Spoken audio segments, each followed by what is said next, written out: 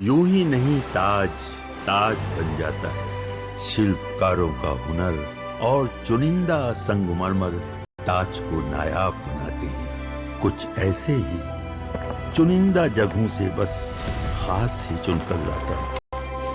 कतरे कतरे को मैं हीरे सा परखता हूँ। यूं ही नहीं मैं रजनीगंधा बन जाता हूँ। ट्रैक कर दिया। साल 2024 में यूरोपीय यूनियन भारत का दूसरा सबसे बड़ा ट्रेडिंग पार्टनर है। इसके अलावा Bharat Chile, Peru, Ireland, Norway, Switzerland के साथ भी एफटीए पर बात कर रहा है। पिछले महीने ही पीएम मोदी ने यूके के साथ फ्री ट्रेड एग्रीमेंट किया है, जिसमें दोनों देशों के बीच द्विपक्षीय व्यापार दोगुना होने की उम्मीद है। और मैंने आपको याद है पाठशाला में दिखाया था, जिस वक्त ट्रंप ने पूरी दुनिया में टैरिफ का हंगामा शुरू ही किया था और तब भारत पर टैरिफ उतना लगाया भी नहीं था।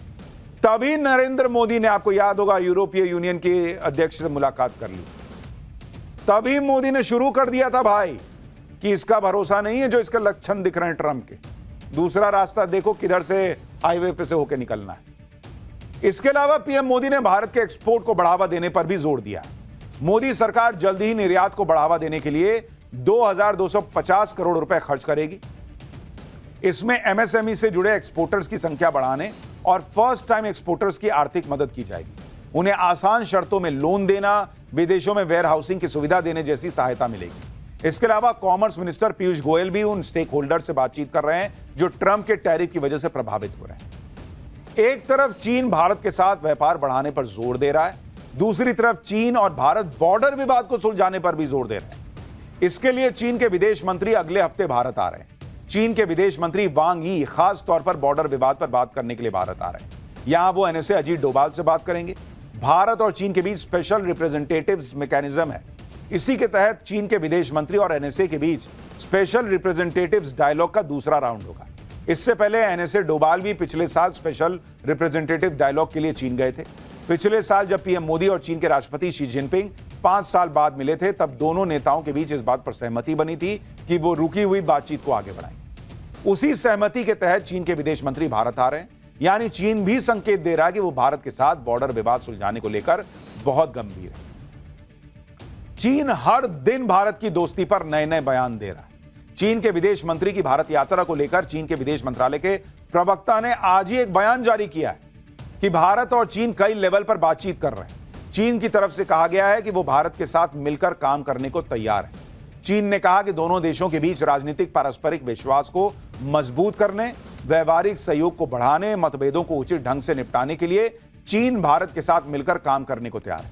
इसके अलावा चीन के विदेश मंत्रालय की तरफ से कहा गया कि भारत और चीन दोनों बड़े विकासशील देश हैं और ग्लोबल साउथ के अहम सदस्य हैं। भारत और चीन के सहयोग से दोनों देशों को फायदा होगा। दोनों देशों के लिए यही सही विकल्प है। यानी चीन खुलकर भारत से रिश्ते सुधारने की वकालत कर रहा है। और एक बार नहीं बॉस, मतलब पिछला 1 महीना देखिएगा तो चीन मतलब बार बार बोलकर यह यकीन दिलाना चाह रहा है कि हम सीरियस हैं। उसको पता है नरेंद्र मोदी और भारत ऐसे आसानी से विश्वास तो करेंगे नहीं। कौन करेगा चीन पे विश्वास?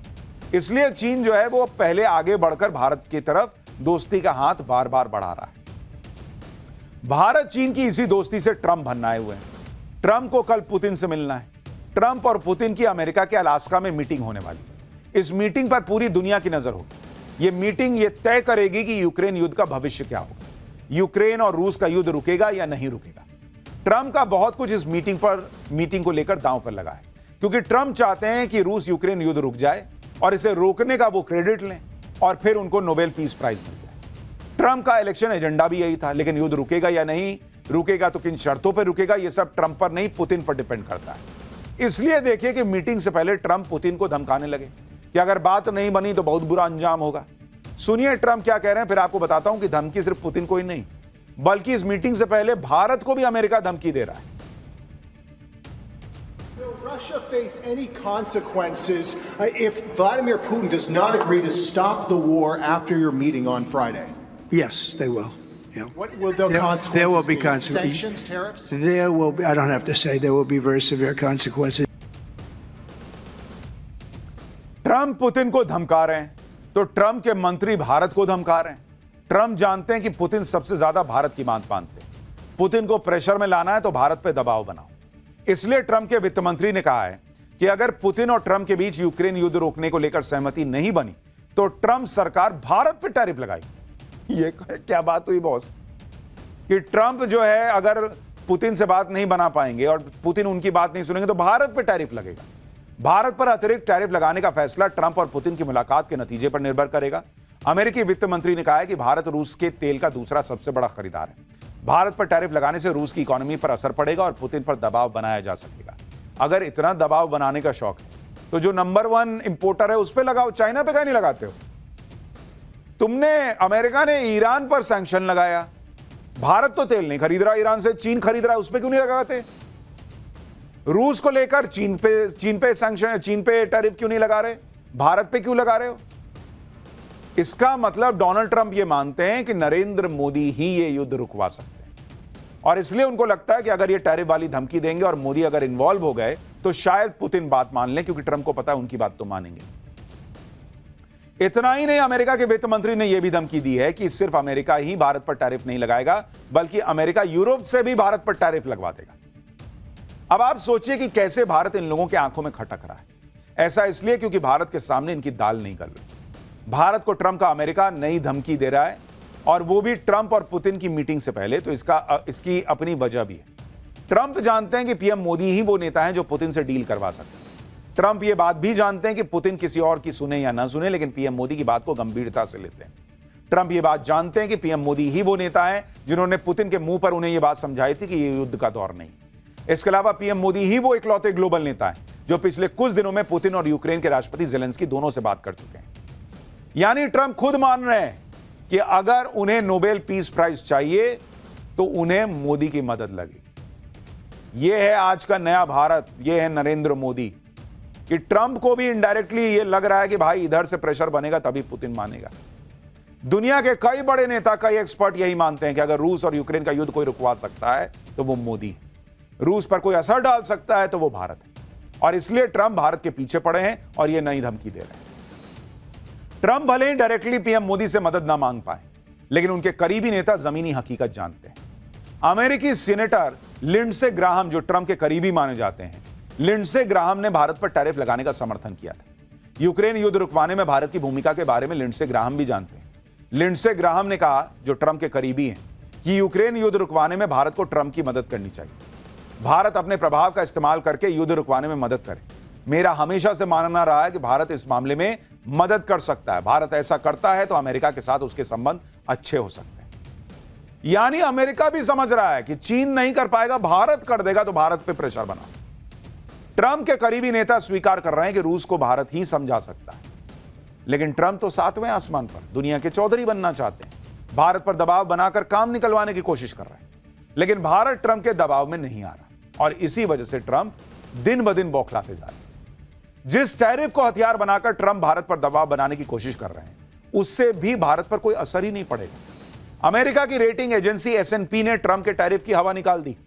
S&P ने कहा है कि 50% टैरिफ का भारत की इकोनॉमिक ग्रोथ पर असर ही नहीं पड़ेगा। अमेरिका को भारत का निर्यात जीडीपी का सिर्फ 2% है। अगर लॉन्ग टर्म में देखें तो हमें नहीं लगता कि ज्यादा टैरिफ का भारत पर कोई बड़ा असर पड़ेगा। भारत का पॉजिटिव आउटलुक बरकरार रहेगा। S&P ने यह भी कहा है कि टैरिफ से भारत में निवेश पर असर भी नहीं पड़ेगा। भारत में कई कंपनियां आ रही हैं और ये कंपनियां सिर्फ अमेरिकी बाजार को ध्यान में रखते हुए नहीं आ रही। इन कंपनियों का टारगेट भारत का विशाल बाजार है, क्योंकि उन कंपनियों को पता है भाई दूसरा अमेरिका खरीदना खरीद।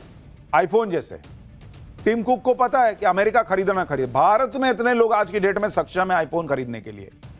भारत में लाइन लग जाती है, नया आईफोन लॉन्च होता है, तो उसको क्या चिंता है भाई। भारत की ताकत महसूस की जा सकती है आज की डेट में, और भारत और चीन जिस तरह से करीब आ रहे हैं, अगर यह संभव हुआ तो बॉस ग्लोबल ऑर्डर बहुत तेजी से पलटी मारेगा। पाठशाला में अगला चैप्टर, जिसमें आपको बताऊंगा वोट चोरी पर राहुल का नया हंगामेदार प्लान तैयार। इधर सुप्रीम कोर्ट ने सारी हवाई निकालकर रख दी। क्या वोट चोरी का माहौल बनाता इंडी गठबंधन बांग्लादेश मॉडल वाला प्लान तैयार कर रहा है क्या? राहुल गांधी और इंडी गठबंधन ने आजकल वोटर लिस्ट पर खूब माहौल बनाया हुआ है। वोटर लिस्ट में अगर कोई सामान्य सी गड़बड़ी भी कहीं है कि किसी का मान लीजिए डेट ऑफ बर्थ गलत हो गया, नाम गलत हो गया, ये हो गया, वो हो गया, तो सीधा उसको वोट चोरी करार दे रहे हैं। इनकी राजनीतिक समझ और सामान्य समझ का ऐसा बुरा हाल हो गया है कि हारे हुए नेताओं को जीता हुआ घोषित करके अपनी ही खिल्ली उड़वा रहे हैं। मतलब अलग ही लेवल का ड्रामा चल रहा है। लगातार हार से हताशा तो होती है, लेकिन किसी ने नहीं सोचा था कि हताशा सिर पर ऐसे चढ़ जाएगी कि सोच समझकर काम करना ये लोग बंद कर देंगे। आज हम इंडी गठबंधन के इस नए सियासी ड्रामे के बारे में आपको बताएंगे, जिसे देखकर सुनकर आपको भी हंसी आएगी। लेकिन पहले यह देखिए कि ये लोग जिस मुद्दे पर इतने दिन से हंगामा कर रहे थे, संसद नहीं चलने दे रहे थे, सड़क पर बवाल काटे हुए थे, उस मुद्दे पर सुप्रीम कोर्ट में क्या हुआ? भाई इंडी गठबंधन ने सुप्रीम कोर्ट में कहा, कई लोग जो गए थे अलग अलग एजेंसीज, उन्होंने सुप्रीम कोर्ट में कहा कि एसआईआर असंवैधानिक है, यही लेके गए थे मामला। लेकिन सुप्रीम कोर्ट ने यह मानने से इनकार कर दिया कि एसआईआर असंवैधानिक है। इंडी गठबंधन या जो वहां पर पिटिशनर थे, उन्होंने एसआईआर को रोकने की मांग की, सुप्रीम कोर्ट ने रोक लगाने से इनकार कर दिया। पिटिशनर्स ने कहा कि एसआईआर चुनाव आयोग के अधिकार क्षेत्र से बाहर है, सुप्रीम कोर्ट ने यह दलील भी खारिज कर दी। यानी जो लोग ये कहकर गए थे कि बिहार में एसआईआर वोट चोरी के लिए हो रहा है, सुप्रीम कोर्ट ने तो रोका नहीं, तो इसका मतलब वोट चोरी का पूरा नैरेटिव तो धुआं धुआं हो गया। बिहार में वोटर वेरिफिकेशन शुरू होने के बाद ही इंडी गठबंधन ने वोट चोरी का आरोप लगाना शुरू किया, लेकिन अब सुप्रीम कोर्ट में सारे आरोपों की हवा निकल गई। इसके बाद अब राहुल गांधी सड़क पर उतरने की प्लानिंग कर रहे हैं। कांग्रेस के जो नेता लोकसभा चुनाव हार गए थे, वो खुद को जीता हुआ घोषित कर रहे हैं। यहां तक कि इंडी गठबंधन के नेता बांग्लादेश मॉडल वाला प्लान तैयार करने में लग गए। गजब ही हंगामा और ड्रामा हो रहा है, उसके बारे में आपको बताऊंगा, सुप्रीम कोर्ट ने क्या कहा दिखाऊंगा, लेकिन उससे पहले हंगामे का ट्रेलर।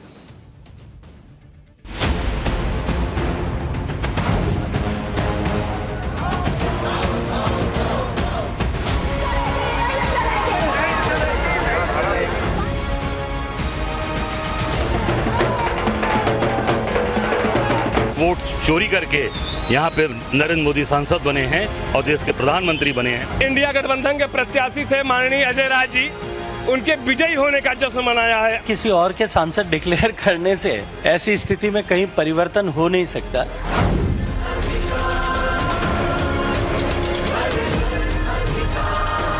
सारे के सारे युवाओं को हमारे साथ जुड़कर संविधान की रक्षा करनी चाहिए।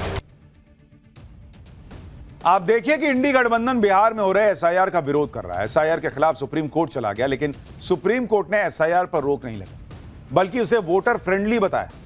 आज भी एसआईआर पर सुप्रीम कोर्ट में सुनवाई। सुप्रीम कोर्ट ने चुनाव आयोग को सुझाव दिया कि वोटर लिस्ट से बाहर हुए लोगों के नाम वेबसाइट पर डाल दीजिए, जिससे लोग समय रहते सुधार करवा सकें। सुप्रीम कोर्ट ने कहा कि हम आपकी यानी इलेक्शन कमीशन की आलोचना नहीं कर रहे, बल्कि पारदर्शिता से मतदाताओं का भरोसा ही बढ़ेगा। अगर आप वेबसाइट पर पूरी लिस्ट डालें और कारण भी बताएं तो लोग तुरंत कदम उठा पाएंगे। 65 लाख लोगों की लिस्ट डालेंगे तो वोटर एपिक नंबर डालकर नाम चेक कर सकेंगे। कोर्ट ने यह भी कहा कि हटाए गए वोटरों की जानकारी जनता तक पहुंचानी होगी, गांव के लोग सिर्फ अधिकारियों के भरोसे न रहें। इस पर चुनाव आयोग ने कहा कि इन आंकड़ों के लिए राज्य सरकार की वेबसाइट का प्रयोग नहीं किया जा सकता। बिहार के मुख्य चुनाव अधिकारी की वेबसाइट पर यह जानकारी डाली गई है। फिलहाल किसी को लिस्ट से हटाया ही नहीं गया है, सभी को प्री फिल्ड फॉर्म दिए गए। सुप्रीम कोर्ट ने यह भी कहा है कि जिनके नाम वोटर लिस्ट में नहीं है, उनके पहचान पत्र के तौर पर आधार कार्ड को भी स्वीकार किया जाए। सुप्रीम कोर्ट ने चुनाव आयोग से 3 दिन के अंदर यानी मंगलवार तक यह सारा काम करने के लिए कहा है। भले ही सुप्रीम कोर्ट ने एसआईआर पर रोक नहीं लगाई, लेकिन कांग्रेस आज के निर्देशों को अपनी जीत बताने लगी। कांग्रेस नेता जयराम रमेश ने ट्वीट कर दिया कि सुप्रीम कोर्ट ने आज अपने स्पष्ट, ठोस और साहसिक फैसले से भारत के संविधान की रक्षा की। हमारे गणराज्य को प्रधानमंत्री और उनके लिए ढोल पीटने वालों की साजिशों से बचाने की एक लंबी लड़ाई है, लेकिन बिहार एसआईआर मामले में सुप्रीम कोर्ट का आज का फैसला उम्मीद की एक किरण है। यह पहला बड़ा कदम है। क्या बड़ा कदम है बॉस? आप बोले